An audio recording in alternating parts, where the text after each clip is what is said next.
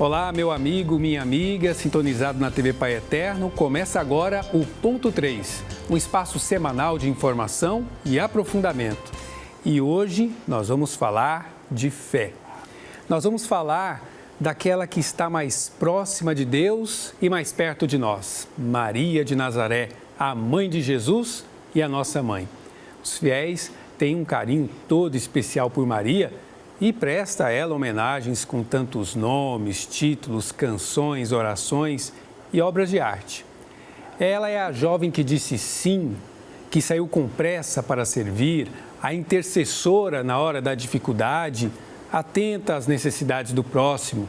Ela que testemunhou de pé a hora da cruz de Cristo e estava também presente na ressurreição e em Pentecostes.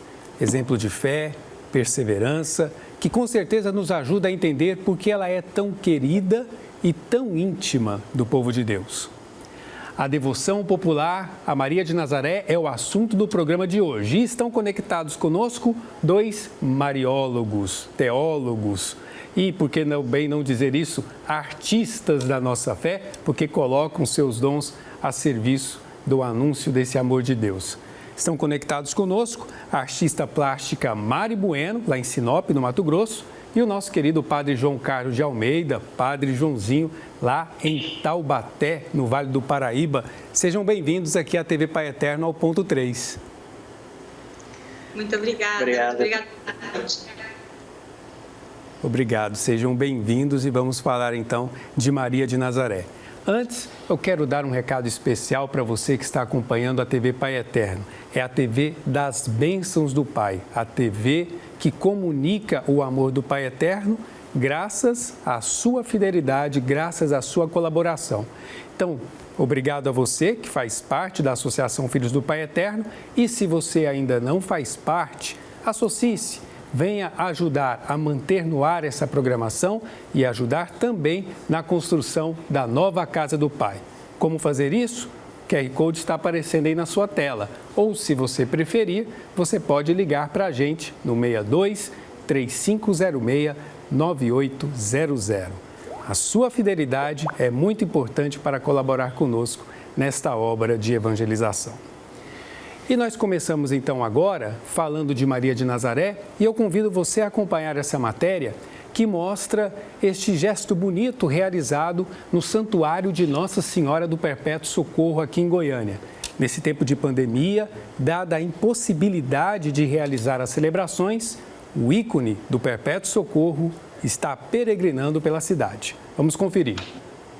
Para levar esperança nesse tempo de pandemia, os missionários redentoristas tiveram a iniciativa de sair às ruas de Goiânia, em Goiás, com o ícone sagrado de Nossa Senhora do Perpétuo Socorro.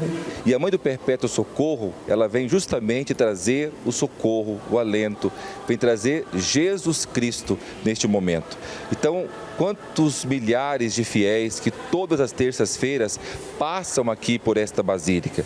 Essa oportunidade é a Mãe do Perpétuo Socorro que deixa a sua casa e vai ao encontro dos fiéis nas ruas, nos hospitais, nos lugares onde nós estamos aglomerados neste momento no sentido de procurar ajuda, de procurar proteção. Pedimos à Mãe do Perpétuo Socorro que traga a paz, o alento e a paz a cada coração. Essa é a primeira vez que a imagem sai da Basílica de Nossa Senhora do Perpétuo Socorro e percorre as ruas da capital goiana. Um momento que representa muito para os devotos e também para os religiosos. Para nós, missionários redentoristas, é um momento de muita esperança, de muita luz, é um momento de alegria. Embora a tempestade, é possível sim ter esperança, alegria e luz no tempo de pandemia. Isso a mãe vai nos dizer, e isso Jesus Cristo vai nos revelar e vai nos dar esta coragem. Vamos juntos, missionários redentoristas de todo o povo de Deus, celebrar a graça e a bênção de Deus. A primeira bênção foi especialmente direcionada aos profissionais de saúde e autoridades do Estado. Por isso, na rota escolhida estavam órgãos públicos, como a Assembleia Legislativa e hospitais. É importantíssimo reconhecer esta grandeza que vem através desses nossos irmãos, a perseverança, a coragem, coragem, a garra. Vamos sim levar a bênção de Nossa Senhora para essas pessoas que precisam ainda mais de coragem, de ânimo, de esperança para continuar e executar bem a sua missão. Uma das principais paradas foi no Palácio das Esmeraldas. Aqui o ícone de Nossa Senhora do Perpétuo Socorro desceu do carro e o governador o recebeu, em nome de todo o estado de Goiás, para que as bênçãos fossem derramadas aqui. Isso traz uma calma no coração das pessoas e nos dá força para que a gente possa transpor esse momento com muita paz e com muitos resultados. Muito obrigado mesmo e que Deus nos guie. O objetivo foi levar alegria, ânimo e fé a cada pessoa que vive o período de isolamento social. Como os fiéis estão sem poder ir às missas e atividades religiosas para evitar aglomerações, esta foi uma oportunidade de vivenciar um momento emocionante. Agora de manhã eu saí para dar uma volta, para dar uma aliviada. E chego aqui na Praça Encontro, né, em plena terça-feira, minha santa à minha disposição, né, que eu saí, como de costume, para ir para a novena, mas não tinha como ir, ela veio até mim. Nossa Senhora é um exemplo de mulher que lutou, venceu as dificuldades e manteve a esperança. Por isso, receber essa bênção é uma forma de fortalecer a esperança por dias melhores. E em prova da minha devoção, eu hoje vos dou meu coração. Consagro a vós meus olhos, meus ouvidos, minha boca, tudo o que sou, desejo que a vós pertença. Incomparável Mãe, guardai-me, defendei-me, como filho consagrado vosso, amém. Como filho consagrado vosso, amém.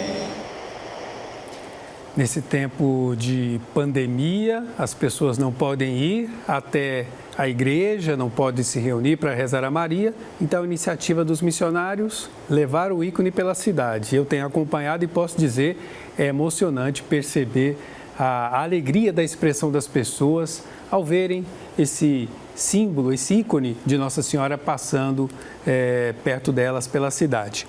E os nossos convidados para o programa de hoje, a Mari Bueno, que é marióloga e artista plástica, e também o nosso querido Padre Joãozinho, que é cantor e mariólogo. Mas eu vou começar aqui com uma voz feminina. Mari, o que havia de extraordinário, ou que há de extraordinário em Maria de Nazaré, que faz dela tão querida e tão amada pelo nosso povo? Eu acho que a gente começa com a nossa vida familiar. O quanto a figura da mãe para nós é uma figura importante, né? Aquela onde nós buscamos o abraço, buscamos o socorro, onde nós buscamos ajuda. E Maria de Nazaré é essa mulher, né? Que um exemplo de vida que teve dificuldades, que superou, que teve sua caminhada de fé. Uma mulher que teve suas dúvidas também, teve os momentos de tristeza, teve os momentos de alegria. E quando nós nos colocamos nos braços de Maria de Nazaré, nós temos esse sentimento de alguém que sabe o que nós estamos passando, né? Que foi esse exemplo de vida. Então, esse carinho, né?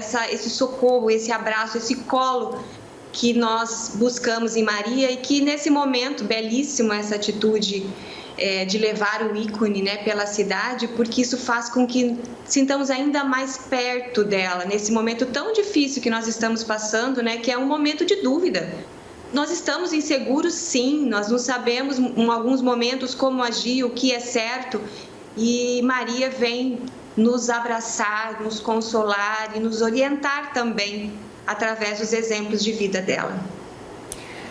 Padre Joãozinho, o senhor lançou esse mês um livro chamado A Verdadeira História da Virgem Maria, pela editora Planeta, O telespectador confere aí a capa desse livro, que é um lançamento muito interessante para quem quer conhecer mais Nossa Senhora. Eu ainda não li o livro, mas posso perguntar ao padre Joãozinho, que foi professor, meu professor de Mariologia também, como é que viveu essa mulher, né? Essa mulher Maria? Tem pessoas que têm dificuldade de entender que Maria foi uma mulher, uma mãe que viveu aqui nesse mundo com todas as adversidades. Como é que ela viveu? A Bíblia é a melhor fonte para conhecermos Maria de Nazaré? Com certeza. A Bíblia retrata muitos aspectos de Maria, como discípula missionária, como mãe de Jesus e nossa mãe também. Mas, quando eu comecei a escrever esse romance mariológico, né, na verdade é isso, eu não vou contar todo o livro aqui não, né? Porque senão o pessoal perde até a vontade de ler. Mas, só dizer que eu senti no coração que Maria queria contar a história dela para mim, né? E não eu contar a história de Maria para as pessoas. Então eu comecei a ouvir Maria contando essa história para mim, e foi assim que surgiu o livro A Verdadeira História da Virgem Maria. Desde o momento que ela nasce, né, de Joaquim e Ana, então isso está lá nos apócrifos, no Proto-Evangelho de Tiago. Eu me baseei nessas melhores fontes. São 20 anos que eu dou aula de Mariologia, né? Então eu achei que depois de 20 anos dando aula de Mariologia já podia fazer até um romance, que não é tão fácil escrever de maneira poética a vida de Maria, precisa ter muito estudo antes. E aí ela vai contando o drama dela ao conhecer José, depois a gravidez, a história do anjo, como é que ela conta para José essa história. Aí nós já temos um primeiro drama de Maria, né? Se você pensar nas quarentenas de Maria, vamos ter uma primeira quarentena, nós estamos em isolamento aí, uma primeira quarentena de Maria seria no templo, né? O tempo que ela viveu dos 3 aos 13 anos, 14 anos, mais ou menos, lá no templo de Jerusalém como consagrada, segundo o Proto-Evangelho de Tiago. Então, depois ela faz aquele voto de castidade e é entregue aos cuidados de José. E daí, como é que é essa quarentena durante o namoro de Maria com José? Então, uma mulher normal, né? Uma menina da periferia, como diz o Papa Francisco no Evangelho Gaudium, que é capaz de fazer de alguns paninhos uma montanha de ternura. E eu acho que uma parte bem interessante do livro é como vivia Maria no período que a Bíblia não fala dela. A Maria de todo dia, a Maria que levanta, que prepara o alimento. Que alimento era esse? Tudo isso está no livro, né? Como que ela se relaciona com Jesus e como que ela se relaciona com José, como é que eles dormem, né? Não tinha cama, tinha uma esteira com palhas embaixo. Então todo esse cotidiano de Maria de Nazaré, eu vou contando até a perda e o encontro de Jesus no templo, a fuga para o Egito, né? Uma outra quarentena diante de uma ameaça. É muito interessante isso aqui. Diante de uma ameaça, olha só, sabendo que o rei Herodes queria matar o menino, José levanta-se no meio da noite e foge para o Egito e ficam em quarentena lá até a morte de Herodes. Então hoje nós estamos vivendo a quarentena também das nossas santas famílias aí. E não dá para esperar amanhecer, tem que ser agora, o isolamento é agora, né? Me chamou a atenção de José também, ele levantar no meio da noite, pegar, arrumar as malas e ir para o Egito. Isso é uma coisa muito curiosa. E Maria me conta a história dela até ela voltar para o Pai, ela voltar para o abraço do seu filho na Assunção, e continua contando depois como é que ela se relacionou com os ali até a definição do dogma da maternidade divina em Éfeso 431, e assim ela vai contando até hoje. Até hoje Maria me conta a sua história. Eu gostei muito que o senhor colocou várias vezes essa relação pessoal. Me contou. A gente estuda Maria na teologia, mas também não pode deixar de ter uma relação pessoal, de devoção com ela, né, padre? Inclusive, o estilo do livro é assim, é Maria contando. Ela começa assim: meu filho, quero te contar um pouco da minha história. Meu nascimento foi assim. E ela vai contando. Você veja, por exemplo, quando Maria aparece ao índio Juan Diego em Guadalupe, né? Então, esse homem tinha 50 e tantos anos, estava fazendo catequese, andava quilômetros para ir na catequese, e encontra aquela bela mulher no alto de uma montanha. Então, ela é que conta. Aqui eu estou contando, mas no livro é Maria que conta. Naquela manhã, vendo meu filho ir na catequese, resolvi, não é? Aparecer a ele sob a forma de visão. E aí Maria continua contando toda a história belíssima de Fátima, de Lourdes, de La Salette, a história de, da Medalha Milagrosa de Santa Catarina de Labouré. E assim o livro vai progredindo até chegar em Fátima, até chegar no atentado de João Paulo II, no dia 13 de maio de 1981, e a revelação depois do terceiro segredo de Fátima, né? Interpretado por Joseph Ratzinger, hoje Papa Bento XVI. Então, a verdadeira interpretação do segredo de Fátima, até 2005, quando morre o João Paulo II, e quando morre também a Lúcia, a terceira vidente de Fátima. Então, todas essas histórias bonitas, né, vão sendo narradas até chegar no Papa Francisco, que trata Maria de uma maneira cheia de ternura. E o livro todo nasce no momento que eu estive em Roma, na igreja lá da Chiesa del Gesù, a Igreja de Jesus, onde foi fundada a companhia de Jesus, de Santo Inácio de Loyola. E ali tem um ícone chamado Madonna della Strada, a Senhora da Estrada, Senhora do Caminho. E foi ali que eu fiz uma experiência mística que eu narro nesse livro. Mais detalhes, aí a pessoa tem que ter o livro para conhecer essa história. Muito interessante. A verdadeira história da Virgem Maria, livro do Padre Joãozinho.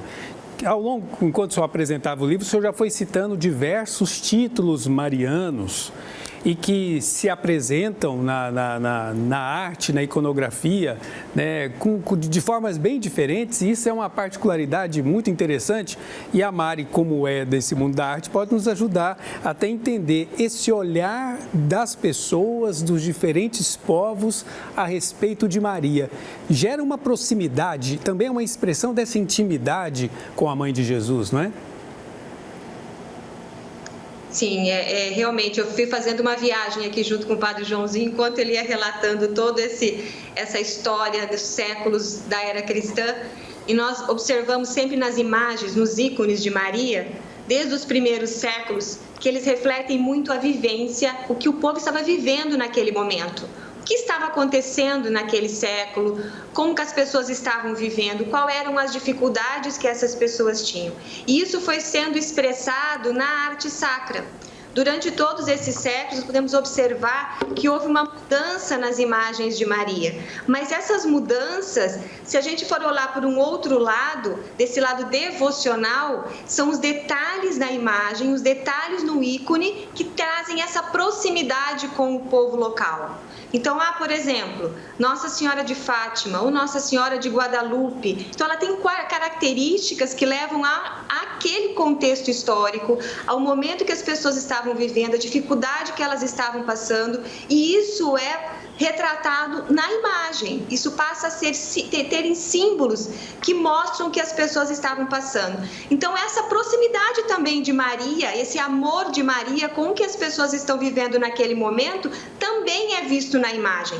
Então, durante todos os séculos, nos primeiros séculos, nós temos também o ícone mostrando sempre, principalmente o ícone bizantino, que depois tem também uma influência na arte ocidental, onde Maria aponta sempre para o menino Jesus. Então, essa Maria, muitas vezes, no silêncio, na imagem, ela diz muita coisa, porque ela está sempre apontando para o filho, ele é o caminho, olhando, mostrando o filho. Então, a imagem é uma catequese. Então, as pessoas, principalmente nos primeiros séculos, não tinham acesso à leitura. Essa catequese, essa evangelização, ela era feita através da imagem. E na imagem de Maria, a gente tem um fato muito interessante, porque ela não é uma imagem única, que vem lá do primeiro século até agora. Ela tem essas transformações, que tem essas características que levam a gente a entender a devoção popular, entender o que as pessoas estavam vivendo e o contexto histórico de onde essa imagem surgiu. Agora, Mari, quando a gente fala da iconografia mariana, a gente acaba também lembrando que, do ponto de vista eclesial, as pessoas, às vezes, têm um cuidado muito especial com a imagem de Maria na convivência com os outros irmãos que acreditam diferente. Eu conheço, por exemplo, pessoas que têm a sua devoção a Maria, têm a sua imagem em casa, mas, às vezes, dependendo da visita que recebe, eu vou levar Nossa Senhora ali para dentro, escondem Nossa Senhora e tal. Ou, às vezes, até pega, não, vou botar minha Nossa Senhora lá fora só para implicar a minha vizinha que não é católica, né? Esse uso, talvez, indevido da imagem de Maria. Eu pergunto a você, Mari, qual é o lugar da imagem de Maria na história da igreja e também na vida das pessoas? Bom, dentro do próprio espaço litúrgico, sob orientação da igreja, a gente já coloca a Maria em um lugar que ela nos acompanha, que ela aponta a Cristo. Então, depois do Concílio Vaticano II, com algumas alterações dentro do espaço litúrgico, a gente sempre, no presbitério, a centralidade é Cristo.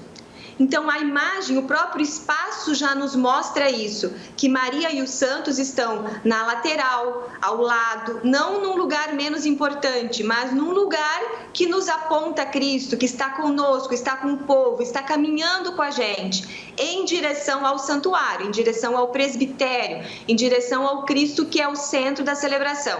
Então, no espaço litúrgico, a gente já tem como mostrar isso. Eu vou dar um exemplo rapidinho. Um tempo atrás eu fiz uma palestra a convite de uma igreja evangélica e eles me permitiram falar para 300 mulheres evangélicas sobre Maria.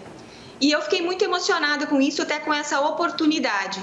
E a primeira imagem que eu mostrei foi de um espaço católico, de uma igreja católica, mostrando Cristo como centro, a imagem de Cristo no presbitério e a imagem de Maria e dos santos na lateral desse espaço. Então, mostrando que Maria e os santos estão conosco, né? Então, tirando também aquela parte da devoção popular, onde muitas vezes é mal interpretado que a Maria fez o milagre. Não. Quem faz milagre é Cristo, é Ele, né? Então, Maria e os santos não fazem milagres, são o nosso exemplo de vida, eles que nos conduzem, eles que mostram o caminho ao Pai, né? São nossos exemplos. Então, no espaço litúrgico, isso é a própria distribuição, a forma como que você coloca a imagem lá dentro, ela nos mostra esse caminho. E outra coisa também, até foi muito comentado nessa palestra, essa Maria, como o Padre Joãozinho está mostrando, essa Maria do cotidiano, essa Maria do dia a dia, essa mulher que não estava em cima de um pedestal. Então, às vezes, essa interpretação errônea sobre a imagem de Maria acontece quando eles olham para nosso espaço, nossos irmãos olham para o espaço, vê uma imagem de Maria sobre o pedestal. E vem muito o que nós temos na memória, por exemplo, até da época do paganismo, colocou em cima de um pedestal, virou um deus, ou colocou em cima de um pedestal, virou uma deusa. Então, às vezes, existe essa interpretação errônea que nós também, católicos, temos que fazer essa catequese. Explicar que não, nós temos ela como nossa mãe, como aquela que está do nosso lado, mas o centro é Cristo. né? A catequese de Maria é cristocêntrica.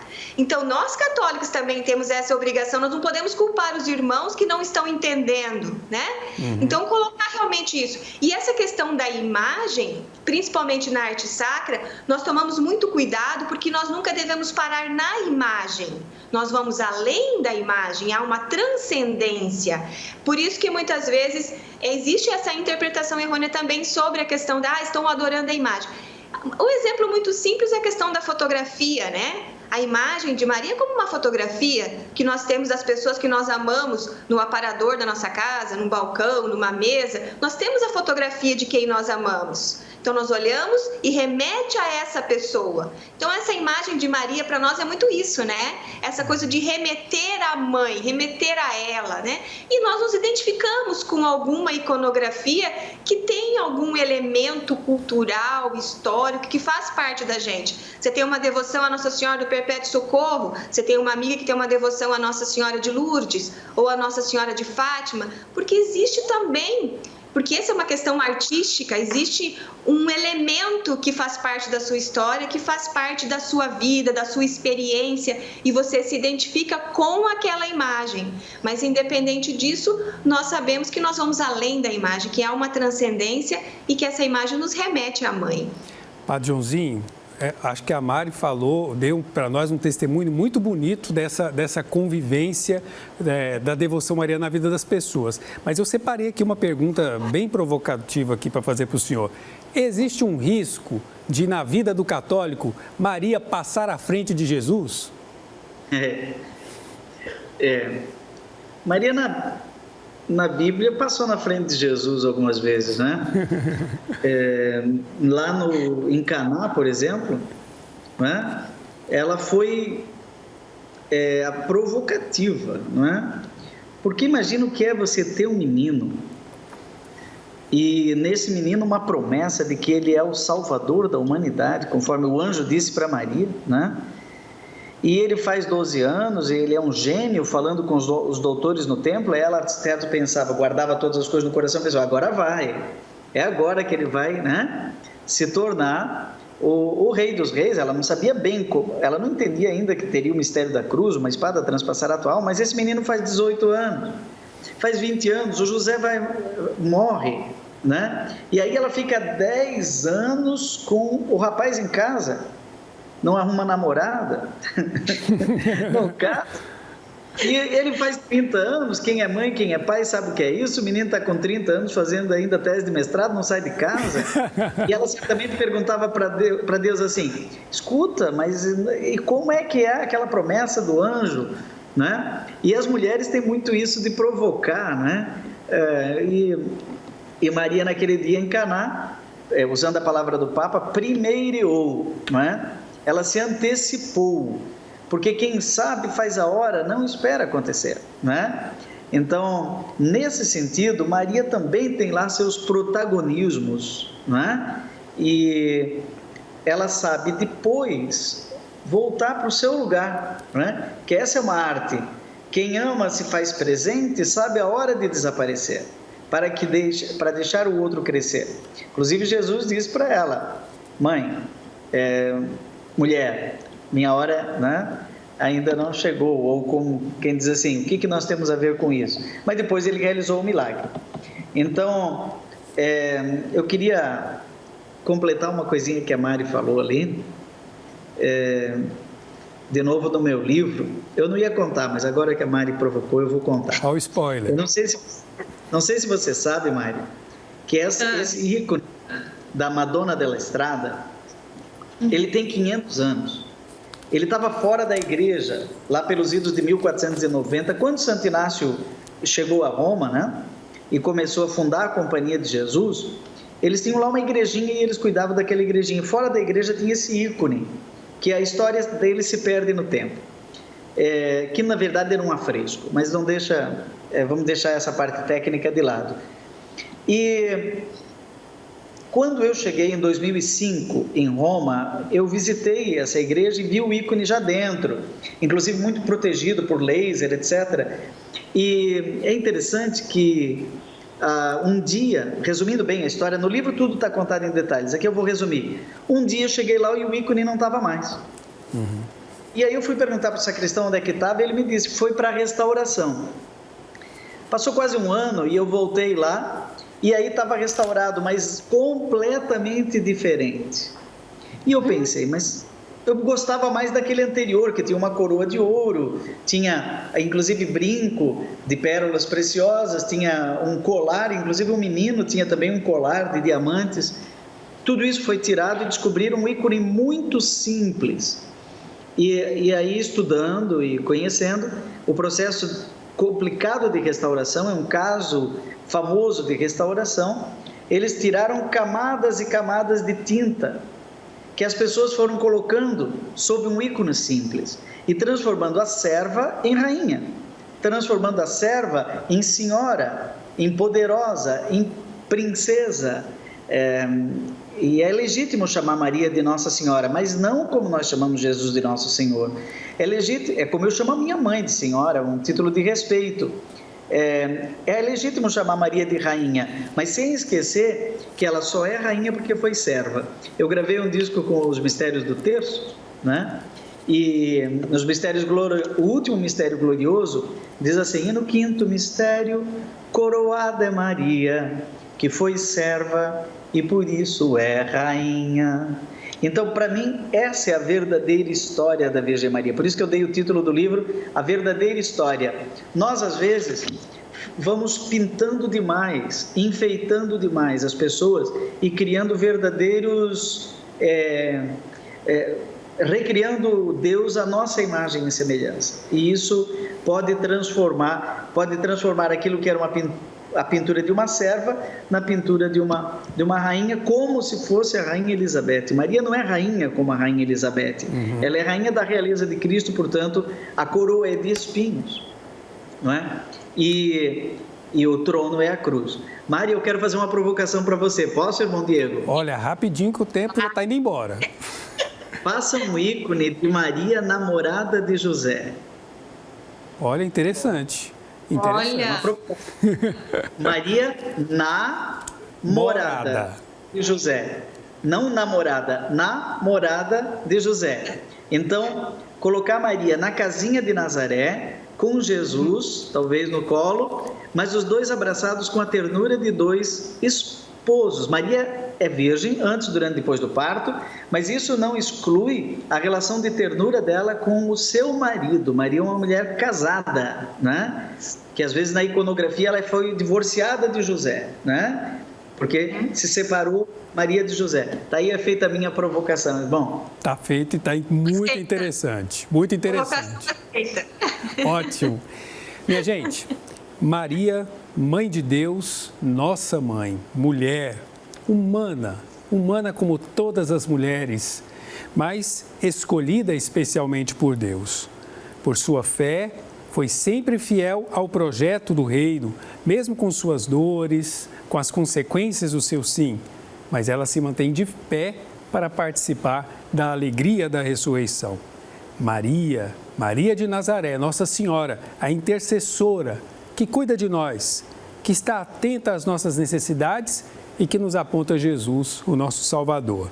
Como nós ouvimos o Padre Joãozinho dizer, ela é aquela que passa à frente, mas como serva, para nos apontar Jesus, para nos socorrer, e recua, para que a graça de Deus, para que o Senhor apareça com a sua palavra de vida. Eu quero agradecer muito os nossos convidados de hoje, o Padre Joãozinho, também a Mari Bueno, artista plástica, meus amigos queridos. Foi rapidinho, mas foi muito interessante conversar com vocês sobre esse assunto que poderíamos falar com certeza muito mais, Maria de Nazaré. Obrigado, Padre Joãozinho. Obrigado, Mari. Muito obrigada. Obrigada mesmo pelo convite. Obrigado, foi uma alegria. Muito bem, e eu agradeço a eles e agradeço a você pela sintonia, pela audiência no Ponto 3, aqui na TV Pai Eterno. Até a próxima.